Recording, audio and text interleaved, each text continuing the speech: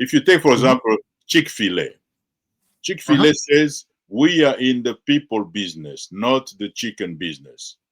Now, Right. Chick-fil-A does not compete on chicken sandwiches. Huh?